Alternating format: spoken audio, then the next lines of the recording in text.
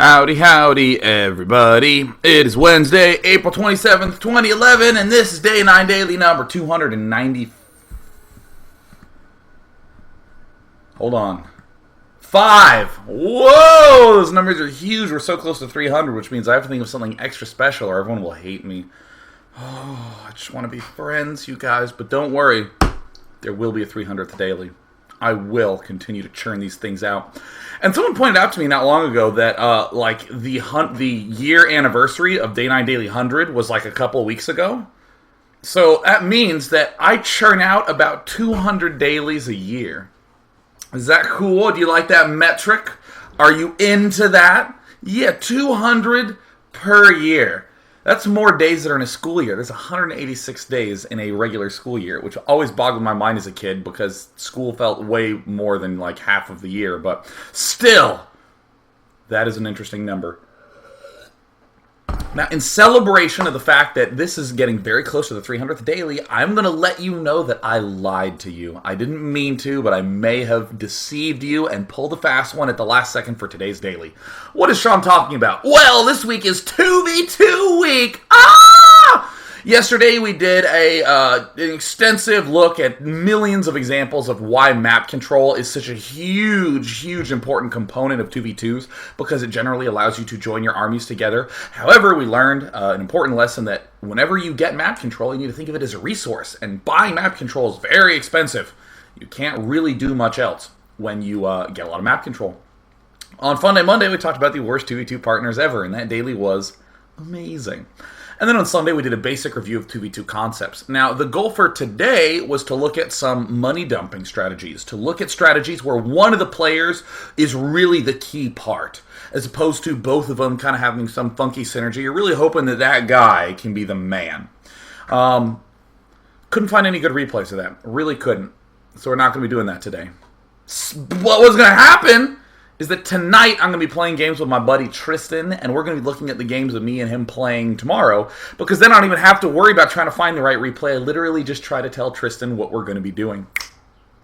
Now, of course, I want you to know kind of the way that our usual dialogue goes in 2v2s, which is, Tristan, I think I can money dump you this game. He's like, dude, I don't want to lose. I'm like, come on, let's give it a shot. And then we're dead like right after the 5-minute mark. I transfer the money. Boom! Good game. We're going to look at ways to do that to make that not happen. Because let me tell you, of all teams, we have the most experience with losing with money dump strategies. We'll be talking all about that tomorrow. For today, we're going to look at a couple of 2v2 games that are just pretty good games. Rather than trying to discuss concepts and then jump into the example games, we're going to treat it kind of like a normal daily where we just like to analyze and talk about what the teams did right, what the teams did wrong. We're going to include a little bit more basic stuff because I know a lot of you are 1v1ers. I want to make sure that we end up addressing that. So let us jump into this game. Yes, we have Evil Landlord up at the top right. And we have Munguisa in the bottom right. And the enemy team, we have Big Bully, who's a Zerg, and his ally, GTL. Now, we're actually going to speed this up quite a bit, just to watch this game kind of quickly through. This first game is going to be relatively simple. This is immediately a point where you need to ask yourself, what overall mix do I want? If you are the Terran Zerg team, what mix do you want against a Protoss Zerg team? I mean, Linghellion's fine. Marine Roach is always good. If you want to be all obnoxious, you can go Marine Zergling and just try to win the game straight up. You can even do some Zergling Marauder action at the start. That's all good. You want to have like some sort of opening. Now, I also want to point out that for this team, there's a number of cheeses that you always want to be a little bit aware of. In particular, if you're against a Protoss Zerg team, one of the cheeses that you're going to have to get used to is the fact that on this little ridge, we can plant a pylon here and get an Overlord and warp things directly into your main, circumventing the wall off that we're going to end up C-thrown down. This is a lot of the reason why people struggle in 2v2 is because it's kind of hard when you're new to 2v2 to keep all that stuff in your head. Kind of like if you, I don't know, were a single player user, you know, if you only played StarCraft 2 in the single player, only played it against a computer, and then for the first time ever, oh my gosh, you actually play against a real person, it feels uncomfortable because there's so much variety. That's definitely the feeling that you will have in a 2v2. So we're seeing Big Bully go for the 10 pool, or what we call the map control build, where he will split the enemies up. Now, what I love a lot about this game is that, look at what the Protoss Terran team's doing. Look what the Protoss Terran team's doing. It is a not cheese, right? We're going to see, oh yeah, derp, derp, derp, herpty derp. We're going to see barracks go down. But this Zerg player didn't rush to get a spawning pool down. It's a pretty typically timed spawning pool. He's getting a queen. Look at his drone count. It's at 14. It's quite good for this point in the game. And this Protoss player is going for an early wall-off. Now, I will note that the unfortunate truth of this is that there's actually a big crack right there. Believe me, because I have so much experience screwing up these wall-offs. Thank you very much. It's not actually going to come into play. But I would like to emphasize that, you know, don't mess that up. Don't do it, right? Please do not do that. So what I love is that I want to try to point out to people that you can do these sort of like not ultra fast pools. It's not a giant cheese fest in 2v2. You can do somewhat late pools and somewhat slow on the unit count early. I mean, look at this. Already getting a second gas up. And we're going to see a pretty simple rush come out of GTL.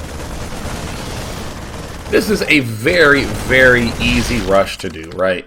You build Marines, you build Zerglings, and then when you have some number of them that satisfies you internally, you just kill them, right? You go kill their base. But there's a couple of things that we're going to look at that might not be so clear. Here's always a big decision. Who are we attacking? The Protoss or the Zerg? In general, you want to attack the faster united player. So the Zerg has really fast Zerglings. You want to attack him first.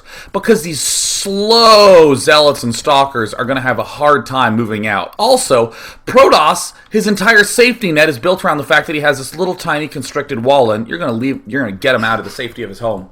So a general statement a lot of 2v2 players make is always attack the non-Terran. If you're against a Terran Protoss or a Terran Zerg, you just attack the non-Terran. Because what really is the slow, weak Terran going to do about it? He's just going to sit and cry. So we are seeing this right now, moving on in, and again, this is one of these moments that might seem a little bit extreme. Oh my goodness, all the drones being pulled off. You don't do that in a 1v1.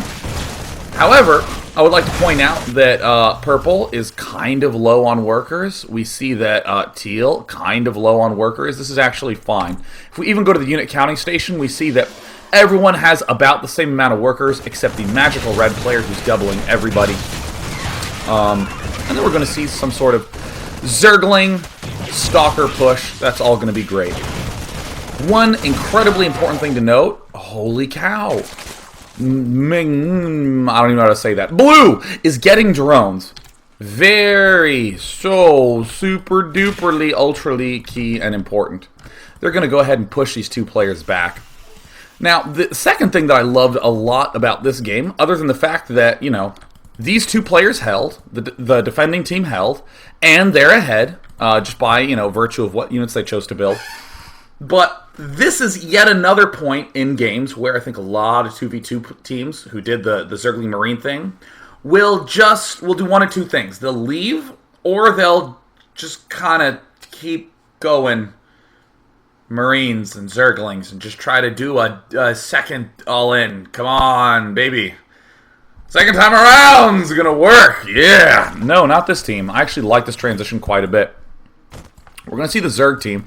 Zerg Big Bully is a little bit forced to make Zerglings at this point. We still do have this Marine Zergling combination. We're seeing GTL move down his ramp and take his bunker. Again, it's so important to join armies together in a 2v2 and joining a defensive line together. The same concept. But man, look at this Zerg player just making himself a whole lot of drones. And one thing that's quite subtle is this Baneling Nest. I think this is a very, very, very clever little move going down right now. This is actually a very common transition for Zergs in 2v2 when they want to try to make the game go out longer. So let's first think of some goofy 1v1 examples that are so obvious you're going to kind of be like, "Lulz." Obvious example. A Zerg player who early expands against a Terran builds a spine crawler to allow him to make drones. How? Oh, day 9, the genius. Thank God you tuned in today. Or in a more subtle example, later on in that Zerg vs. Terran, you'll see the Zerg get Mutalisks. They'll be flying all around the screen. And this will cause a Terran to be defensive. And what does this mean? The Zerg player gets to establish a third base. In 2v2s, it's a lot harder to establish a second base. Taking your natural is terrifying, right? But what's so great about this Baneling nest is it means we can go almost all drones and just a handful of Zerglings. And this allows us to get a very, very quick expansion up. Look at this, only 100 gas mined. Just enough to be able to get 4 Banelings up for a defensive play. Because, look at Landlord. Landlord's going for the big gateway play. By the way, I hate this 5th gateway, but we're going to pretend he didn't do that. Because, he's the Landlord. But with gateway units plus just 4 Banelings, the Zerg Protoss team is going to be able to get an expansion up. I'm a little bummed out that our blue Zerg player did not end up taking his expansion earlier on. But this is kind of a clever freaking transition, right? I'm going to open up with kind of a delayed spawning pool so I can get enough Zerglings up to help hold off the push. And then I'm just going to get some Banelings. Look at this. This ordinarily would be very scary. But look at the Banelings. What is the Marines? What you doing? Where are you going, Marines? Where are you going? You can't run. You can't escape. Yeah, and look, 12 Zerglings getting made. Again, a little disappointing to see a Zerg player at 700 minerals. What happened to your macro, dude? What happened to your probes and pylons, but your Zerg? What happened to your hatcheries and drones and overlords and queens? It's a little bit bumpier to say, but still, the idea is there. What's with your freaking money being so high? But still, I want to illustrate that this is an absolutely essential transition for a lot of early game stuff for Zerg players. Now, what we're going to end up seeing from this Zerg is the exact sort of illustration we saw yesterday. Holy cow, you are going to be in a rough position economically if you open with a 10 pool, if you try to seize that map control. But getting this Roach Warren is a pretty big transition. One base Zergs are so common in a 2v2. Now, what GTL's doing is quite clever. He's just getting a gas geyser, and he's just going to continue to just float everything back to start setting himself up. This is actually what I was referring to earlier on when I said so frequently you'll see players in a 2v2 give up when you are in this purple-teal position. But no, we see a transition coming up. These barracks, unfortunately, do have to fly at home, but still going for the stim. Very easy transition, going for the roaches. And again, another very potent composition is infantry roach. Pretty good. Probably going to be another big second push. But generally, when you see this, Zerg should be gearing up for an expansion. But I would like to clearly note that the transitioning that our blue-red team did is stronger because the transitioning allows them to get this expansion up. Even red could take himself an expansion. It looks like they're going to be a little conservative and just have one of them take a second base. And the fortunate truth is that if your opponents are vulnerable enough, you can always do a bust. There's nothing wrong with this sort of moment in gameplay. And the game actually ends a couple seconds later, so there's not any real need to go all the way to the end. I'm actually pausing here to note the extra special idea that this transition with the Baneling nest, or actually the initial opening of these two players to play a little conservatively, allowed this Zerg to get a decent economy running. Even go to the unit counting station. I mean, look at the top team. 23 drones, 27 workers versus 18 and 22. Absolutely far ahead. And this Baneling nest is the key transition that kind of lets the Zerg player hop up.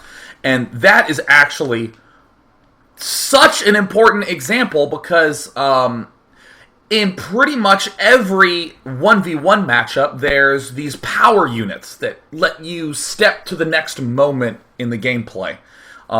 Or, a power structure like a bunker, a Terran player who gets some, like, siege tanks. How often have you seen a Terran player with one factory, one barracks in a 1v1? And he makes some Marines and some tanks, and what does this let him do? It lets him get his expansion. This lets him buy time to build more barracks. There's that big unit, the tank, that lets you step forward.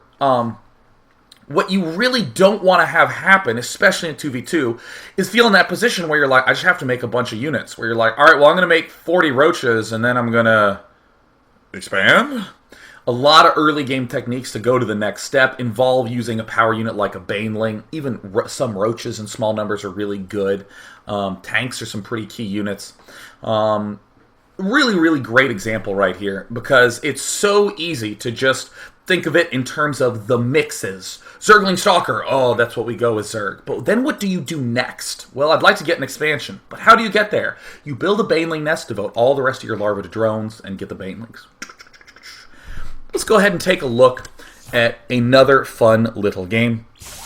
Oh, and I'm immediately getting questions like, well, what about from the teal-purple side of that 2v2? What could they have done? What did they do wrong?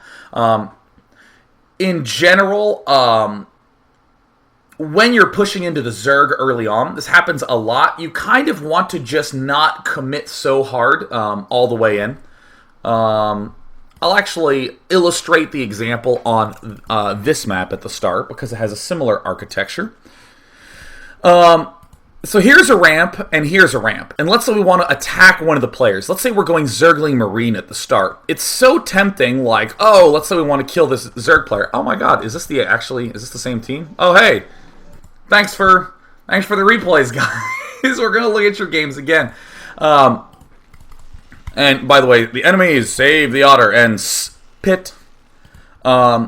It's really tempting to run your Marines and Zerglings like in here, push harder, and then you get here and you think, oh, I gotta defend, get in a good position, you maybe curl back here. It's so important that you maintain control of the space between this ramp and this ramp.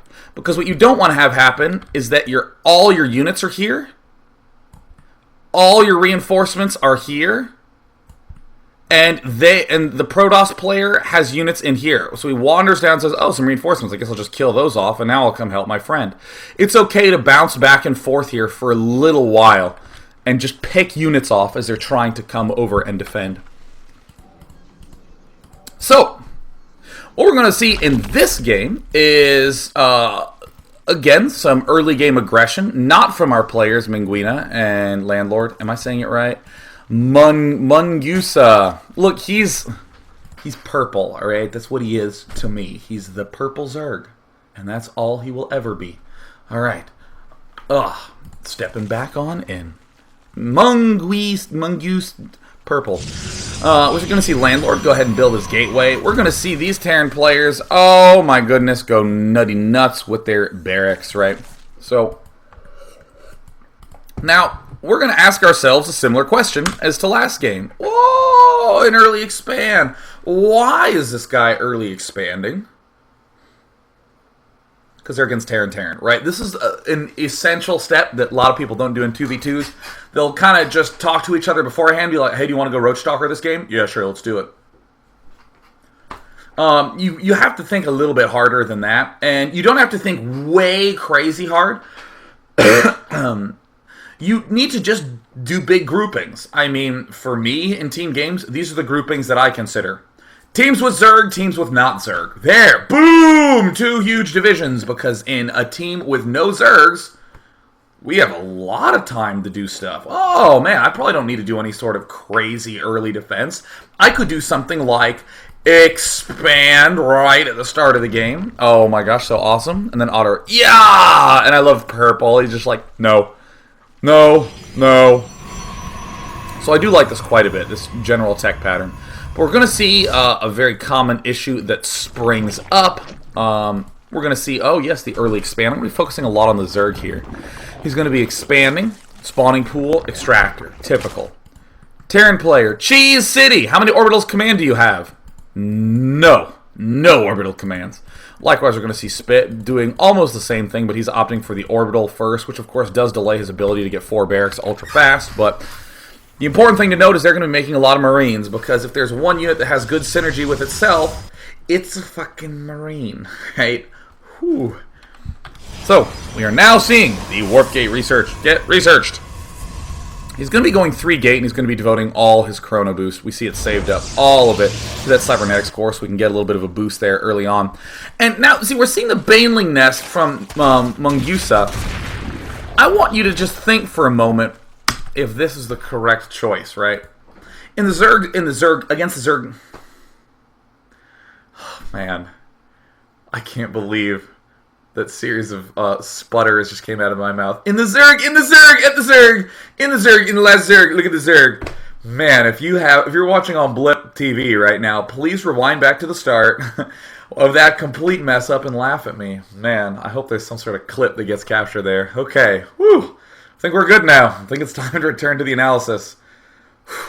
Good. So, here's a question for you. In the previous game against the Zerg Terran team, why was that Baneling transition sensible? Well, my buddy, my best friend Landlord has a good amount of gateway units. Well, aren't they vulnerable to a ton of Zerglings? Not with Banelings hanging in the city. There you go. Now you're starting to see why the Baneling transition was good. And Banelings are really good against Marines. But we're going to see a big problem arise here, where we are going to see this Baneling nest finish not quite in time. Look at this. This is actually a very nice timing of an attack, because notice it comes right before the 5-minute mark. Around the 5-minute and 30-second mark is generally when warp gates end up finishing if they have an excessive chrono boost. This is actually a very, very nice time for an attack. So we see the Baneling nests come out. Oh my god, look, there's Marines and there's Banelings! Not so effective, right? Not so good.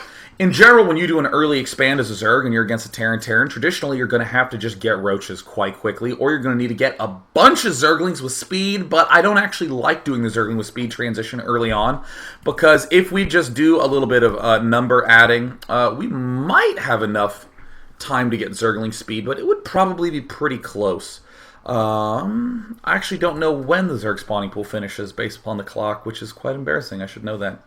How absolutely shameful. But what we see right here is that this is a problem that will come up in a good bit of 2v2 games, which is just that you kind of made the wrong stuff. This kind of happens in a lot of 1v1 games as well. But I want to note that in 2v2, it's quite exaggerated. In a 1v1, let's say I was supposed to make Marauders, that the correctest thing to have done was to get Marauders, but I made a couple more Marines than I should have. If I control pretty well and my macro's pretty good, I'm gonna win. All right, it's not gonna be a big deal. I might not win as hard, but this bad boy is gonna win. In like a 2v2, there comes this problem where if you're a little bit wrong, you're just so stupidly freaking wrong. Because the instant you're a little bit wrong, the game transforms into a 2v1. This game started as a 2v2. The purple Zerg, I will open Banelings, I'll be contributing to the fight. Banelings dead. Suddenly Zerg cannot contribute to the fight. Suddenly it is a 2-on-1. Oh, we're going to lose immediately. So, whereas in a lot of games we see positional errors from people, we see a lot of issues with counterattack, which, by the way, is something we're going to look at in Game 3 today. This opening phase is a lot about just kind of not quite making the right stuff given the certain race. In this circle, I mean, against maybe a Terran Protoss team, I'd maybe be a little more comfortable with that, because the Terran Protoss team can't quite rush out this early on. But we're going to see the Zerg try to do a little run and escape. Now, the important thing to note about this particular moment in gameplay is that this team hasn't given up. We didn't see all the drones sprint forward and try to suicide themselves.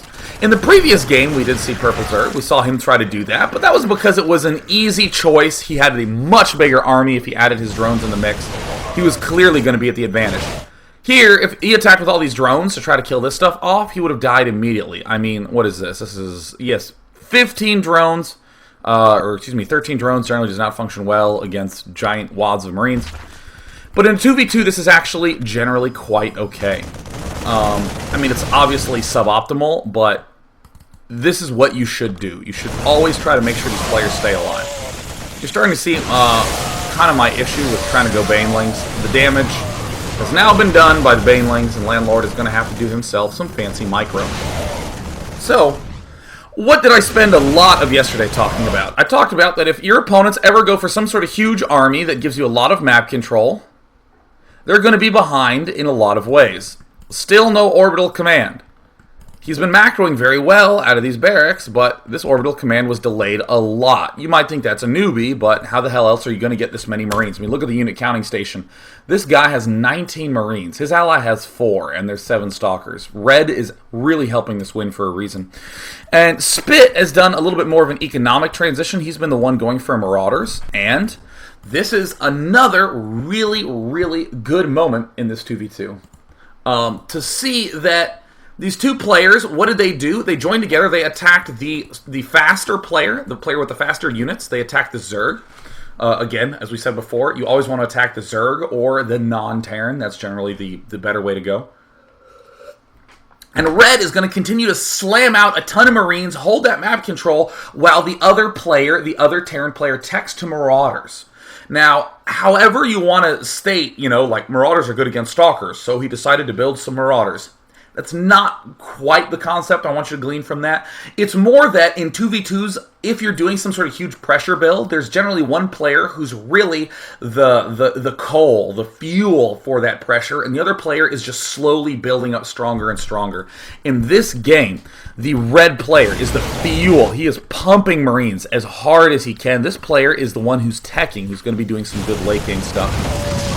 And, the other concept we wanted to note is that generally we will end up being a little bit ahead in the technology department if we're the player that didn't end up getting attacked early. In this game, we see that Landlord is not actually ahead. Again, this is because this purple player opted to do an early expand that did not pan out. Just thanks to that Baneling. He either needs to go Zerglings or he needs to go for the Roaches. The Baneling mix won't be as effective. Excuse me. So we do see very, very nice defense by Landlord. Manages to hang on. And so far, I think that this Terran team is playing quite brilliantly. I think that this is fantastic. This orbital command could have been started a little earlier. I don't care too much about that. I think that this Terran team, again, is playing fantastically. We're going to see Mingusa doing a very cool thing. He's actually, I believe, feeding gas to his ally. That's the only reason I can think that he would be getting that second gas geyser. I'm actually going to back up to see if there's been any gas dumping that's gone on. No, it looks like he just did the extractor. Resource dumping is very hard to kind of spot in a replay, which is part of the reason why I'm doing all the resourcing stuff tomorrow with replays of me. Oh, wow.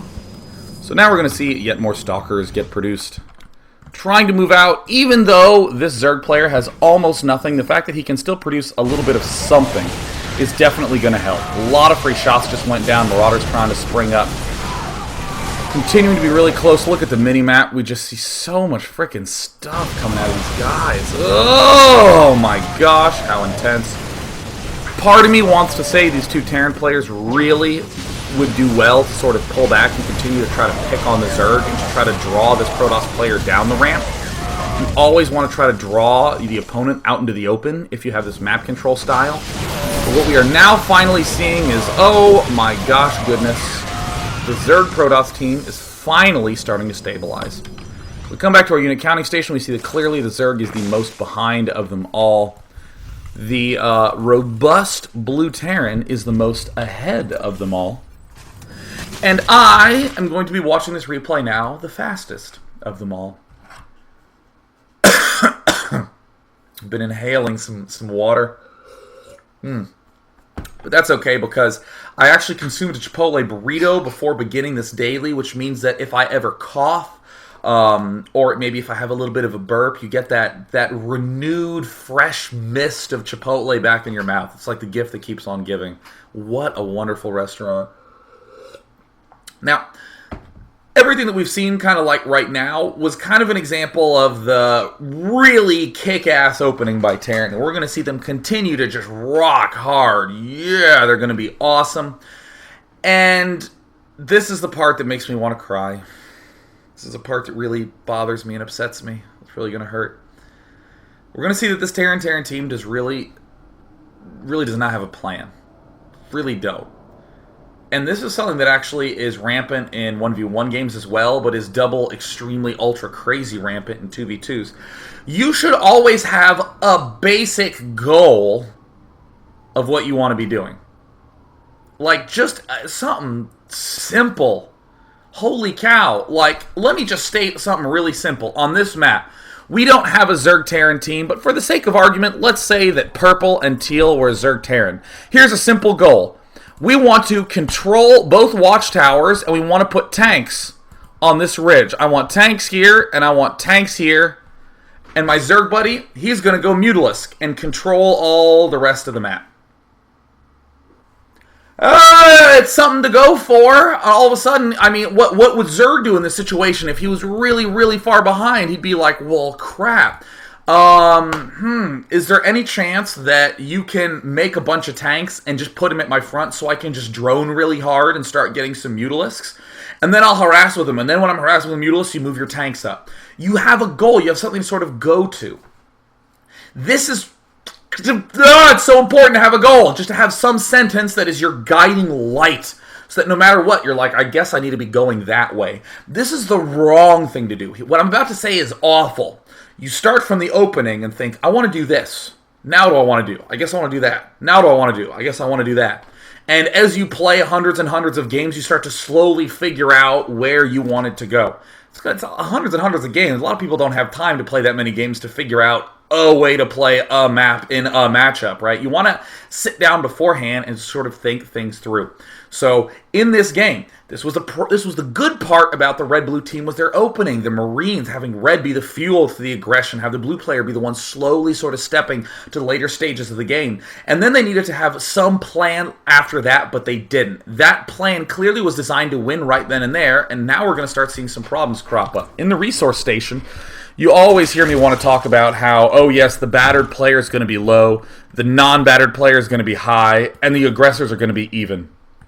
The aggressive team is actually the high one, right? Look at him, 55 of 75. Very, very high up. Getting factories, 4 barracks up. Has a command center popping down. We see also factory almost done for Save the Otter. Hey, he has an orbital command. Nifty. Nifty, thrifty, fantastico. We see the expansion going down. By the way, this was blocked by a creep tumor and it had to be killed off. And suddenly we're going to see kind of like nothing come out of the red-blue team. And one of my favorite parts about this is that I'm sure a lot of you are looking at it and going, look at those unit counts. 22 Marines, 13 Marines, 12 Marauders against some Zerglings and some Stalkers. Maybe they could go win right now. And that's a pretty useful thing to do whenever you're analyzing a game, is to say, could I have just gone and killed him at any point? Could I have just wrecked his face at any moment in this game? That's fine. But it's not nearly as important as the statement of that guiding principle. Because, yeah, you know what? These Marines, Marauders, and Marines could have grouped up and probably gone and killed them. But what you don't want to say when you're rewatching one of your 2v2 games is you don't want to say, oh yeah, we could have killed him now. Next game, let's do that. Now you're in next game, and you're like, well, I have a bunch of stuff. I guess I kill him. You need to have some sort of motivation and trigger in the game. Like, right when my 2 medevacs pop out, that's when I attack. Or, I need to start sending some units to this point because our whole strategy revolves around controlling this watchtower. Or, hey, hurry up and move down to that bottom because we really want to have 3 bases each, and that's our whole goal of this game, right? It can't just be, I could have gone and killed him, so next time I'll go kill him. It's fine though to say something like, right as we get our expansions up, throw a scan and see if we can attack them. And every time we take an expansion, we need to throw a scan and see if we can attack them. Notice how I'm translating an individual action into a generalized statement, so that whenever we end up in a later game, we can use that statement to be the motivation for making that action. So we're seeing this Zerg player do some more good powering stuff. Now I'm going to go to the production tab. I want you just to guide your eyes to this little Zerg guy. Zerg is going to once again do something quite smart. He's going to have a lot of Zerglings and a Baneling nest, and that's it. And I'll tell you that if the Terrans ever move out, he's going to begin morphing all of these to Banelings. Thank you very much to the Watchtower control. We can do that. But this is very much so a nice little defensive play. So we're gonna speed things up again because I promised to go through this so fast. So freaking fast, yes. Now, see, we're seeing these Terran players mass up. Oh my god, tanks and Marines and Marauders. And what's your goal? To sit. Yes, and we see the Zerg player. Oh, you know what? I'm loving this. This is good. He has a goal to do some more expanding. We see Spit trying to do a drop, and of course Protoss already had all his stuff in the main. Do this in 1v1s too. Leave your stuff in the main, leave a spotter in the front. You don't need all your units at the front if you have a spotter at the front. Put all your units in good defensive positions, and then only move them to the center of the map when they need to be moved to the center of the map, because if you leave them back in your main, You could. Stop and drop. Very cool. Very cool. Now, let's talk a little bit about unit mixes. Obviously, I love this Templar play because, as you will know, having a lot of Marines and Marauders is very easy to stop if you just kill them off with Psionic Storm. The Zerg player, I saw him getting an Infestation Pit, and I was like, ooh, I like your style, baby. Because let me tell you something, Fungal Growth Storm, it's really good, right? It's really, really, really good. Fungal Growth in 2v2 is actually just in general really good. Because if you do, I mean, seriously, Fungal Growth Stalker, ever occurred to you that if you Fungal Growth Marines, Stalkers outrange them, and thus you literally can kill Marines without taking any damage at all? Bum, bum, bum! This is why Infestor Colossus, another very infamous composition. But we're instead going to see the Zerg actually go for a hive, which I think sucks. I actually genuinely think that that's quite bad. Because if you're against a Terran team with like a clear goal, like who are putting tanks here and moving tanks here, and then taking this side, and then wiggling their way up to deny you from this expansion, and then chewing their way down, then your life is bad, and you're not going to end up winning that game.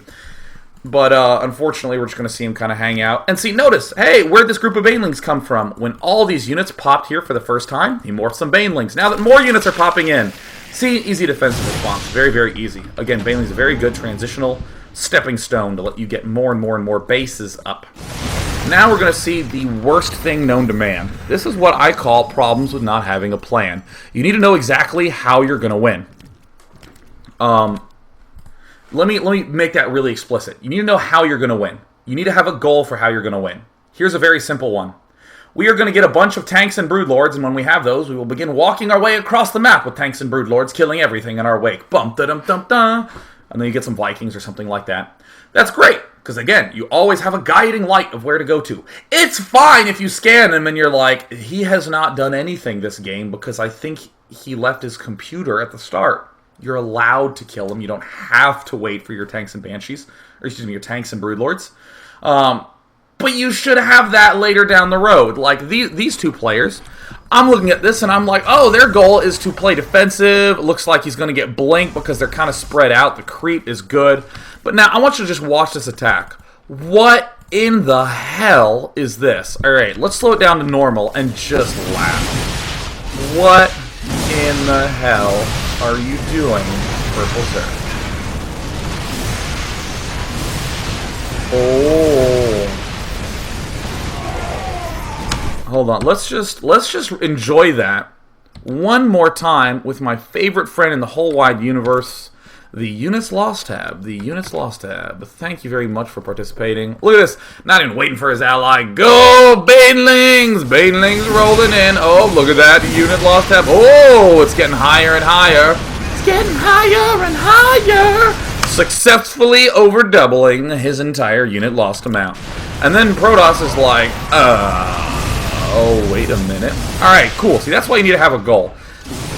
If the Zerg Protoss team had waited for an engagement around here, it would have been okay. Like, for instance, this one coming up. Look at this. Storm, storm, storm, storm. Nice. And hey, look, some Banelings rolling on in. These guys try to mount a counterattack, but again, notice how essential positioning is. Kind of funny to see two battles back-to-back where the Protoss Zerg started with horrible positioning, got punished, then got good positioning, and punished them back. But you know what really stinks about these Terran players is after that attack that didn't end up working, there's no next step. They're screwed because there was no guiding plan. There was nothing. I mean, there's good overall play. Look at this guy. He's 2-2. I mean, in the resource tab, we see that Blue has essentially been the highest fooded player all game long, but there was no frickin' plan, man. There was no frickin' plan.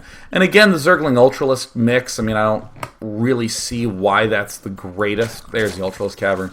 I mean, other than the fact that Ultralisks are just totally boss units, I think that Broodlords would have been a strictly superior choice.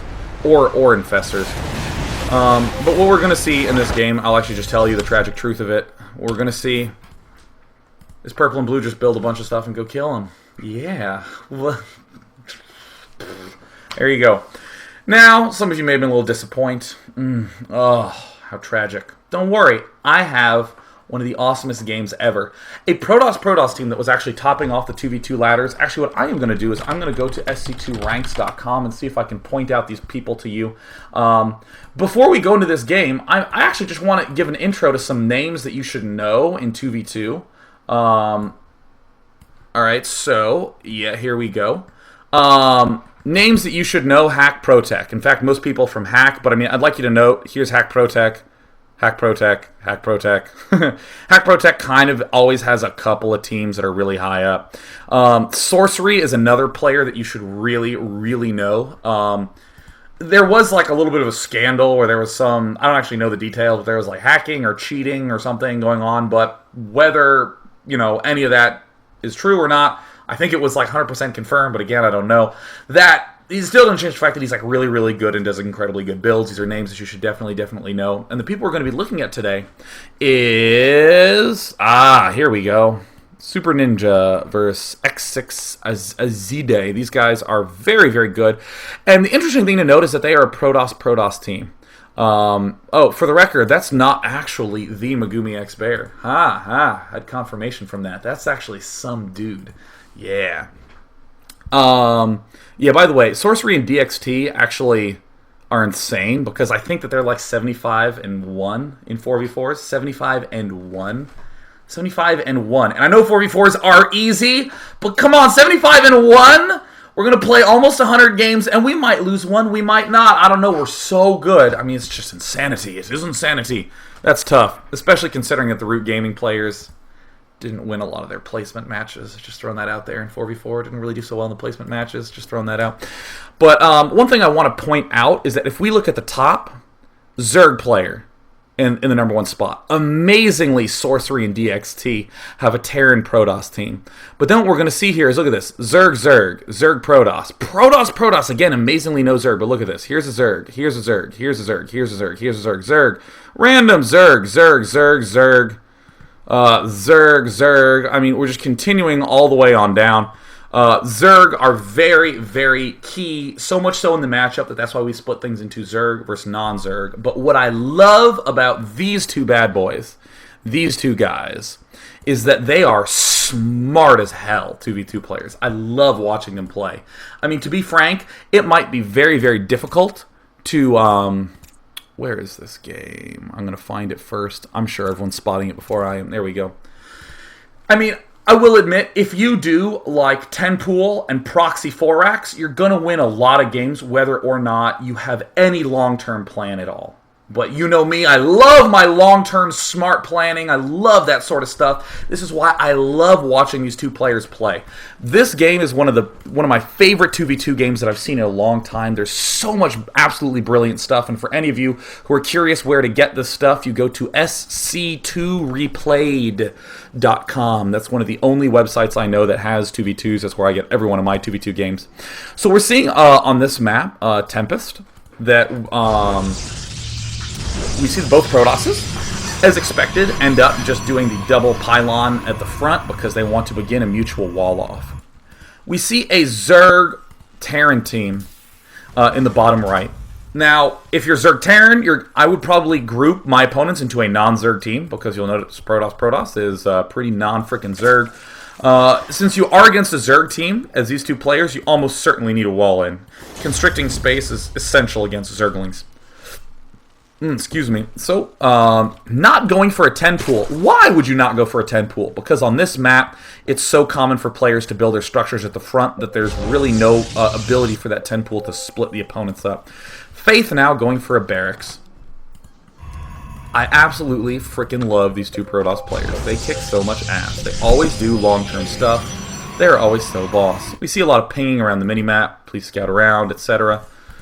Here is the refinery going down now for Faith. Looks like he's doing a tech build. Hey, that's great because we see the Zerg player opening up with a kind of early pool. Absolutely going to buy a little bit of time for the Terran player to go ahead and do gas with no wall off. So important to note that the two Protosses scout early and try to harass a player. Generally, you want to be harassing the Zerg because he cannot do constant worker production as a Terran can. Good stuff. Good stuff. Oh, look at both these guys going for fast gas. That's great. Wow, look at this. Geyser getting this the second assimilator before he gets his cybernetics core. Ooh, very, very exciting stuff. Very, very good stuff. Speeding it up just a little bit. Part of the reason why we're getting this so early on is we want to have a lot of sentries. We really like our sentries early on. Here's the double zealot from both of these players, playing extra safe. Super Ninja still scouting around as much as he can to make absolutely certain that units aren't about to end up popping up. And I love this. He pings right on top of where the probe was heading to. Totally awesome. And we're going to see those sentries start getting produced. And look, a Stargate going down by Super Ninja. A second gateway going down by X6 Azide. Don't even know how to say his name. But I want to point out the brilliance of this style of opening, that essentially both of them are kind of doing something tech-related. But this purple player, X6, is going largely for the defense, and Super Ninja is going largely for the offense. Or should I say largely for the huge tech leap play. I really think that Void Ray openings, just like straight Void Ray openings, not like, I hid 3 Stargates by your base and my ally fed me gas. Like, I'm talking just build the Void Ray straight up, is very, very, very good against a number of openings. Because what we're going to see right now is one of the most problematic openings to deal with when you are against a Zerg Terran team. I'm going to speed it up so we can end up just seeing it pop up. It is Zerglings at the front and Marauders picking off the buildings from a distance. If you wanted to deal with this in a direct fashion, you would make a whole bunch of units, walk out, and try to kill this off. But we're seeing this very fast Void Ray by Super Ninja going to pop out. We're also seeing from Azide, he's getting a robotics facility. He's going to be doing a little bit of teching as well. First opted for these 2 gateways to help him try to stay alive. But we're now seeing 2 more gateways get thrown down by Super Ninja, so we can get this Void Ray out and do a little bit of damage. See, this is really annoying. This is really hard to deal with. And here comes the money play. Look at that, just throwing down the force field as he backs off. There's the Void Ray popping in, and okay, I just love this timing so much. Here it comes. Oh, Force Felled. Force Felted, and now all of a sudden that we have a Void Ray popping out, we begin picking off these units. The problem is Super Ninja does a little bit of a control misstep. Oopsie daisies. So, what I first want to note from the Terran Zerg team that I like a lot. If we go into the Terran Zerg's base, there is a lot more stuff than your typical 2v2 team. That's perhaps not the best way to describe that. There's a lot more stuff, aren't I clever? Have you ever watched, like, Idra's stream? And you just go, ooh, damn, that guy's good. I was watching him earlier today, and you're like, oh my god, he's awesome. And then you try to do what Idra does, but you do like a terrible job of it. Like, when he does it, he has like 15 Mutalisks and 3 bases, and then you try to do it, and you have like 12 Mutalisks, and your 3rd base is kind of like just getting started. It's really, really good to have the overall tactic, like Zergling Marauder is good for an early pressure, but I love the fact that neither of these players did an all-in. It wasn't like a 6 pool into proxy Marauder, which is kind of the misunderstanding of it. It's the difference between getting Mutalisks to control space and then like going 1 base Mutalisks because you just want to get them so fast. And then we see, again, continued aggression did not force field the front in time. You have to have lightning-fast reaction skills, or generally most of the time you just need to be watching it a lot. We see some pretty damn good control going on by Azide. He's just trying to let that Immortal take as much damage as he can and let the Sentry stay alive. But alas, we see that this Protoss team is taking a lot of hurt, a lot of pain. I'd still like to note, though, that this Zerg player does not have that much variety. This Terran player does not have that much variety. They're both at Tier 1. And this Protoss is getting Colossi. This Protoss has some Void Rays out. This is exactly one of the concepts that we talked about yesterday on Newbie Tuesday, that we talked about earlier on, that it's okay to take a lot of damage when your opponents are doing some sort of insane Chizo style of play. Like, this isn't necessarily insane Chizo by Faith and Viz, but it's still really, really aggressive, and it's committing quite a bit. We're going to see a lot of Super Ninja's probes get taken out. But fortunately, this one heroic Void Ray going to be able to save the day. Both of them morphing in a lot of Zealots, still doing some really excellent surrounds, picking off the Zerglings. Nice micro here. Very, very fun, very high-level 2v2 going on at this point. There's always a lot of long periods of cool, fun micro and 2v2s. But notice, oh my goodness, we had to build some turrets. Oh my goodness, we had to build some queens. Just because we saw one Void Ray. Again, one of my favorite reasons why getting a Void Ray and double Protoss is very effective. So Faith is going to be doing the teching up. There's going to be still some more aggression, but now finally we've hit a stabilization point. Everything's kind of cool. Everything's kind of chilled out. Our poor Super Ninja is not feeling so good, but we are going to begin getting these Colossi up. And this, if we come back to my ever-so-famous little spending tab that you rarely ever use, we want to note that with this huge sort of aggression, the two players who are on the defense are going to have, on average, a little bit higher technology, but because we're playing really good master-level players, I mean, look at the technology tab for Red, just doing amazingly well, but the technology tab for Blue lacking a little bit. It's not doing so well. After a beating like the one that our double Protoss team took, no problem. He's going to begin making Colossi. Now, we did see a game that was kind of like this yesterday, where a Protoss team took kind of a beating, and they ended up coming back with a big scary death ball. But the problem with a big scary death ball at gold level play is that everyone can obviously see some huge holes in the gameplay, but there's not that many holes that are going to be happening from here on out, and we're still going to see that the giant Protoss death ball is very scary. So again, some good transfuses going on. This is an extremely tense moment in a 2v2. Right now, because these players committed so huge to the aggression early on, it's almost a little dangerous to try to take an expansion. You probably would not want to double expand, you'd probably just want to single expand when you've battered your opponents this hard, because they almost certainly are going to be doing some sort of crazy one-basiness. So doing movement like this is absolutely fine, but again, it's very fragile, very fragile moment. Spire being placed over here, that's very clever until you accidentally get that Overlord hit by a hallucinated Phoenix, and he walks over here. But we're seeing good old movement around here. Notice how these Zerglings are suddenly starting to become not so useful against a Zealot Colossus mix with sentries. This is part of the problem with going for a very costly, expensive map control style for any race early on, but especially for Zerg. So we're seeing Super Ninja, he's going to be replenishing with a lot of gateway units, enough to let him stabilize, and then he's going to go right on back to making Void Rays. Very early, fun push. Now, you might think I'm saying that Zerg is screwed here because they went for a map control style, but they don't have a big army. Here's one of the most important techniques that you should always make sure that you have in your repertoire of a 2v2. The counterattack. Because here we go. Oh my god, shoot! Oh, did not quite make it. We don't have enough sentries up in time. Azide did manage to have his Zealots warp in time, but then there's the target fire. Now, is the Nexus going to live? Is that Nexus gonna live? Well, we have some sentries and we can force field it. It's getting awfully low. I bet you it's gonna die. Do you think it's gonna die? Uh-oh! Yeah, it died. Even with all the force field. That was an extremely effective counterattack because now Super Ninja's basically out of the game. Don't you wish you canceled your freaking gateway?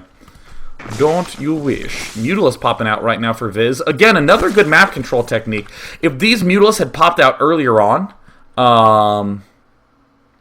I actually want to back up. I feel like there may have been a gas transfer there because that's a lot of Mutalisks for one base. I'm hitting my back button. Where's my production tab? In the unit tab, we see... No. Maybe? I'm still gonna keep backing up. I really want to see where all this gas came from. Oh, yeah! Yeah, look at this little gas transfer. This actually can help quite a bit. Alright, I'm actually going to slow it down. I'm going to the... Let's go to the production tab. This can be pretty freaking cool because I think Red has like... some gas. If they did a gas transfer, that would just be nifty. Here's where the Nexus is dying right now. There's some Mutals popping out. Oh. Looks like he did. Yeah. Alright, isn't that cool? Oh.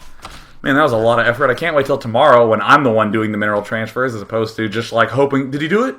He may have done it? Okay, there we go. Wasn't that rewarding? We'll talk about that mineral gas dumping style a little bit more tomorrow. But again, hey, how nifty, how fantastic. Going for more Mutalisks. Again, an excellent map control style because now we can begin to poke in here, do damage. But the problem is that with that one Nexus being dead, there's not really anything to motivate the Protoss to sort of pull back and defend. So now Super Ninja, embarrassingly naked on the screen right now. The usual Mutals harass going on. Blue Flame Hellions in the base. Ooh, this is not going to look good. This is, again, what happens when you do a map control build, but what is one of my favorite things to advocate? The more damage that you took early on, it means the stronger the snapback can be. Look at this Protoss army. Just maul these players. Oh my god. That was not close. I really wish that Super Ninja tried to churn out some Phoenixes really fast here. We're not going to see that, disappointingly enough. Going for the Zerg player first, taking the Zerg player out. We see a lot of various stuff getting made. It looks like it's going to be mainly Zerglings, but of course they're going to get annihilated really quickly. The Mutalists try to sweep in, try to do as much damage as they can, but I don't know if they really can. And right now we're seeing basically an all-in scenario. It looks like they transferred the money to the purple player, so that way Zide could make just a couple more Stalkers. Again, would have reserved the Phoenix.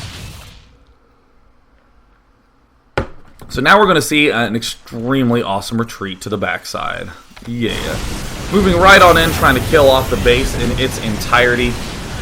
General good technique, leave one unit behind, move the rest of the army over where it needs to be. Spending this much time killing off a base I'm not the biggest fan of, just because there's always so much of an opportunity for them to just build like a couple of bunkers. If you can hollow a base out enough, I guess move on, but you always have to be ultra careful that they don't end up rebuilding from there. For any of you who don't know what I'm talking about, just watch Rain vs. Inca from the recent GSL. Yeah, that's what happens when you don't actually kill a base off. This base is still taking a little bit of damage. This is not good. This is going to be a little bit painful. Colossus. Oh no, the Colossus! He just did 1A here, and the Colossus tried to take this shortcut path because their pathfinding allows them to walk up and down the mountains, but now we're going to see Viz. He's going to try to get into a better spot with all of the Mutalists. Uh-oh, is the Colossus going to fall? Ugh. He ends up pulling back, moving in with the Army of Death. The Death Army of Death. Trying to pick off the Colossus, but they're going to continue to get repelled. Marines trying to get made right now. Uh-oh. Oh, Mutalisk going to be able to just barely pick them off. And it looks like our blue-red team going to come out on top. Gonna come out on top. Who said 2v2s weren't amazing? Oh, yes! Was that good or what? I love 2 vs. 2. Seriously, for any of you who have never played 2v2, you guys gotta just hop in there. You'll notice that what began as analysis turned more into just, oh, on my part. And I would again like to note that very smart play from that Protoss. And one of my favorite things about those two players is that because they're Protoss, there's not really any good way to do any sort of funny business early on. Zerg can do 10 pools and move out in the middle of the map. The Terran can build barracks in the middle of the map, and when it doesn't work out, he can lift and fly home. But it's much scarier if you are a Protoss team.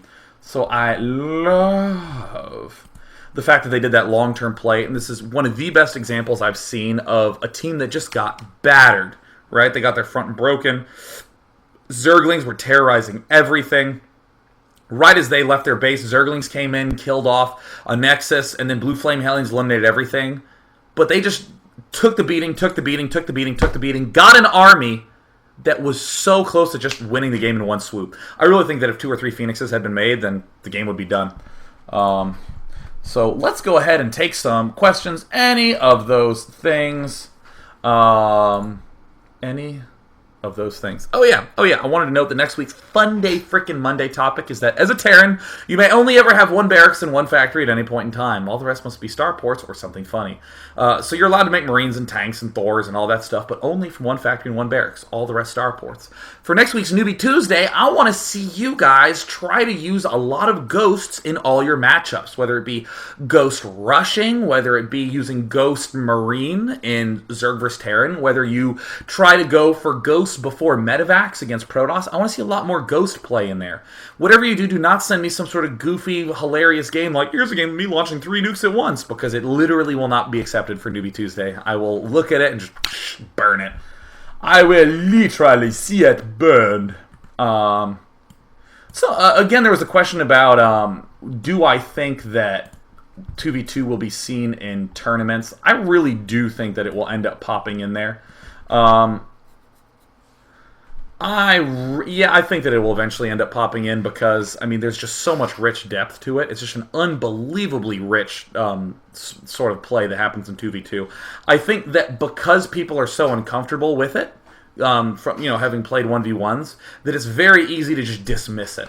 I mean, again, if you only played single player, I want you to envision this, if you only played single player and you popped onto the ladder and someone just, did a very typical 3 barracks marine push and killed you, you'd probably just be like, oh, what is this cheesing, rushing garbage? I'm trying to be sophisticated and get my carriers out, and you just try to kill me with Marines and Marauders, you scrub. That is rampant at a lot of the low levels of 2v2 because it is hard to keep all this stuff in your head when you've never really done it before. But just play it more and more and more and more and more. Have fun, have a buddy, and you'll be blown away at how awesome it is. Let's see here.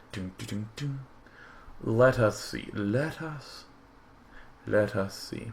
Yeah, here's a great question from Shogo SC. Dear Day 9, do you think it's possible to defend against the double 6 pool? Yeah, it's easy to defend against the double 6 pool. In fact, I love when my buddies double 6 pool because here's some of the following things that you need to think about. It's fine to do some sort of outrageous defense to stay alive because whenever you stay alive, not only are you probably a little bit ahead of the 6 pooling player, but your ally who didn't even get touched is way the hell ahead. And as a matter of fact, you can pretty easily just let one of the players die who got double 6 pooled, and the other player just wins a 1v2 kind of no problem. If he's doing it right. But I mean, like, in general, if there's a double 6 pool and one of us dies, the player who's alive just rushes to air straight and fast as possible and then masses up an army. Like, seriously, just go straight for Void Rays and then immediately push out with a bunch of Gateway units and you'll be in good shape. Or, just go straight for Banshees and immediately push out a bunch of Marines and Marauders medevacs. Easy peasy, Fabrizi, Parcheesi. Want 'em easy. Ooh. Dun-bum-bum-bum. Da-da-da-da-da. Here's a great question from, or a comment from Nancy. It says, Dear Day 9, have you noticed that both in Warcraft 3 and SC2, the best 2v2 teams never consist of really top solo players? I would again just like to illustrate that they are somewhat overlapping skill sets, but they are different skill sets. They're different, techniques that you have to get used to doing. I mean, it's really uncomfortable playing as a one-base Zerg for a really, really long time. I want to try to see if I can find this player. I believe that Sorcery is a Grandmaster player in 1v1. I want to just say that. I'm actually on SC2ranks.com trying to find that out. But there's nothing wrong with just, saying something like, oh yeah, check it out. Check it out. Yeah, look at that. Grandmaster. Doesn't play it as much, but still is. It's just a different skill set, requires a lot of practice. Let me tell you something. I was garbage at 2v2 when I started to play. Holy crap, was I bad. Oh, so bad. I'm going to take one more general question, and then I'm going to wrap this thing up because I sadly have to go. Here's a very easy question. What, in your opinion, is the best 2v2 team? Terran, Protoss, Zerg, Terran, Zerg, Protoss. I'm going to go through them really, really quickly. Terran, very good for early defense and for big mid-game pushes. Very hard to do some sort of early expand style plays. Pretty darn rough. Protoss versus Protoss, as long as you're doing a variety of different tech paths, I think you'll be in good shape. I think doing something like a double 4 warp gate is bad, actually, as Protoss. Zerg, you can always have one player do good map control and the other player do big mass expanding. And with Zerg, generally you not only can, but you kind of have to be most extreme in terms of your coordination. Like, we're against a non-Zerg team, we're both just going to double expand and power really hard. And that sort of good stuff. But in Zerg, I generally like the one player doing map control, like a player who goes Zergling Muta, and the other player who just goes expand, Roach, and Fester. Terran Zerg, Protoss Zerg, Terran Zerg and Protoss Zerg, I think, are the two that have really great opening map control strategies. Ling Hellion, transitioning into Banshees. You can do some Marine Roach plays to have more muscular control. The Stalker Zergling play in Protoss Zerg is good. Terran vs. Protoss, I think, has the strongest death ball of all, but has the hardest time with early defense. That is probably going to be the biggest challenge if you're playing a Terran vs. Protoss. That's part of the reason why I'm so freaking blown away by Sorcery and DXT. We're just like pimping it up. That's my thoughts on those 2v2 teams. Tune in tomorrow. You're going to see games of me playing. Woo! And Tristan. We're going to be doing some money dumping. Oh yeah, I just want to briefly note again, this is my plug that I have to do. There's now a Day 9 TV voluntary subscription service for only $5. It's at the bottom of the Justin TV page. Just go to day9.tv and you will see the way to subscribe. It is voluntary. You still get all the daily content for free, whether you do or don't. Just want to state that it is ad-free, higher quality, and you get lots of bonus features that are going to be coming over time. For right now, you get a fancy star in the chat. Get a fancy chat thing coming up. There's also some events coming up for subscribers only. I'm going away now. Bye!